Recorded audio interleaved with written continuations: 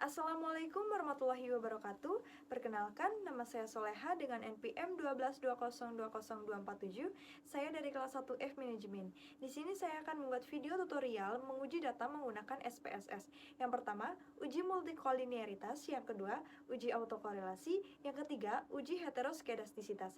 Saya membuat video tutorial ini untuk melengkapi tugas ujian akhir semester 2 saya, mata kuliah ekonometrika, dengan dosen pengampu Dr. Dadan Sundawan, MPD. Berikut videonya. 1. Uji multikolinearitas. Langkah pertama kita masuk ke SPSS-nya dulu. Kemudian klik bagian variable view. Ketik nama data yang akan kita uji. Di sini saya menguji data motivasi minat terhadap prestasi belajar. Kemudian pada bagian desimal kita nolkan semuanya. Nah, pada bagian measure kita ubah ke scale semua. Kemudian klik data view. Masukkan data yang akan kita uji.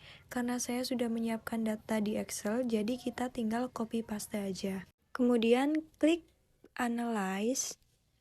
Kita cari regression, klik linear. Masukkan motivasi ke kolom independen. Kemudian minat ke kolom independen. Dan prestasi belajar ke kolom dependen. Kemudian klik statistik, klik covariance metric, dan collinearity diagnostic. Setelah itu, klik continue, klik OK. Muncullah hasil output sebagai berikut. Untuk mengetahui kesimpulan hasil output uji multikolinearitas, kita ke tabel confusion. Lihat nilai tolerance dan VIV-nya.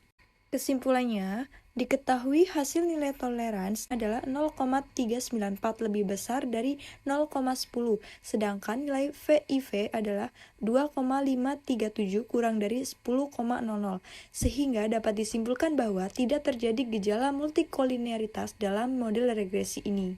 2. Uji autokorelasi.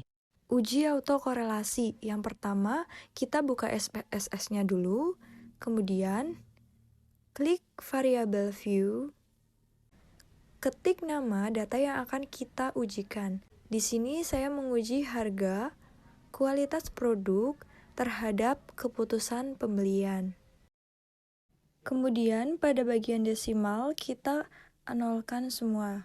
Pada bagian measure kita ubah ke scale semuanya. Kemudian klik data view. Kita masukkan data yang akan kita uji, karena di sini saya sudah menyiapkan data di Excel, jadi kita tinggal copy paste saja. Sebelum ke langkah selanjutnya, kita cek dulu apakah data sudah terisi semua. Kemudian, kita klik analyze, kita cari regression, klik linear, masukkan harga ke dalam kolom independen dan kualitas produk ke dalam kolom independen. Kemudian, keputusan pembelian ke kolom dependen. Klik statistik, kemudian kita klik Durbin-Watson, klik continue, lalu klik OK. Muncullah hasil output sebagai berikut. Untuk mengetahui adanya autokorelasi atau tidak, kita lihat pada model summary. Nilai Durbin-Watson di sini terdapat 1,948. Untuk pengambilan kesimpulan, dasar pengambilan keputusan dalam uji autokorelasi Durbin-Watson terdapat 3 syarat. Yang pertama, jika D lebih kecil daripada DL atau D lebih besar daripada 4-min DL, maka hipotesis 0 ditolak. Artinya, terdapat autokorelasi. Kemudian yang kedua, jika DU lebih kecil daripada D, lebih kecil daripada 4-min DU, maka hipotesis 0 diterima, artinya tidak terdapat autokorelasi. Kemudian yang ketiga, jika DL lebih kecil daripada D, lebih kecil daripada DU, dan 4-min DU lebih kecil daripada D, lebih kecil daripada 4-min DL, artinya tidak ada kesimpulan. Hasil output kita lihat pada model summary. yaitu nilai Darwin-Watson 1,948. Kita distribusikan ke nilai tabel Darwin-Watson. Kita lihat di tabel Darwin-Watson nomor 23, ini K2. Untuk nilai DL-nya 1,168 dan untuk nilai DU 1,543. Kemudian hasil keputusan berdasarkan hasil data yang saya uji di atas sebagai berikut.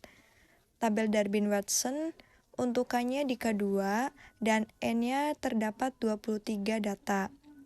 Nilai Darwin-Watson sendiri 1,948. Untuk nilai DL 1,168. Dan untuk nilai DU 1,543. Nilai 4 dikurangi DU sama dengan 4 dikurangi 1,543 sama dengan 2,457.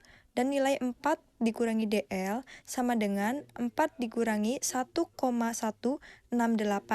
Hasilnya 2,832. Kesimpulannya adalah tidak terdapat autokorelasi karena nilai DU lebih kecil daripada D lebih kecil daripada 4 dikurangi DU, sehingga hipotesis 0 diterima. Artinya, tidak terdapat autokorelasi. 3. Uji heteroskedastisitas. Langkah yang pertama, kita masuk ke SPSS-nya dulu. Kemudian klik variable view, ketik nama data yang akan kita ujikan. Di sini saya pakai X1, X2, dan Y.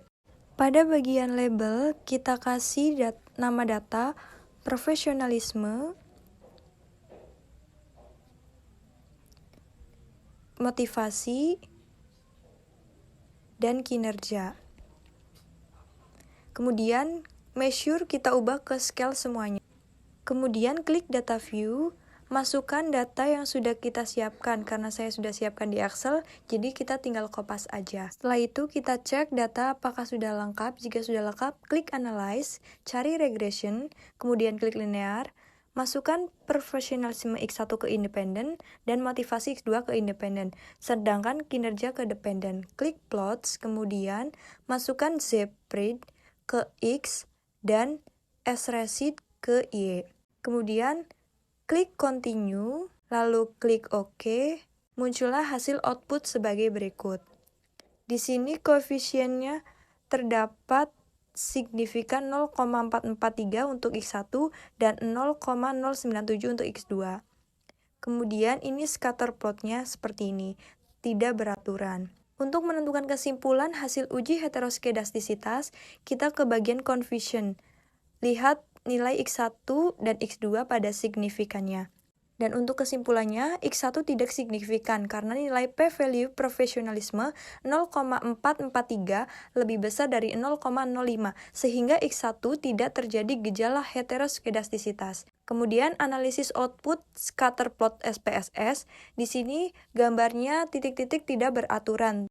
Berdasarkan output scatter plot di atas, diketahui bahwa penyebaran titik-titik data tidak membentuk pola, tidak perpola. Dengan demikian, dapat disimpulkan bahwa tidak terjadi masalah heteroskedastisitas. Terima kasih.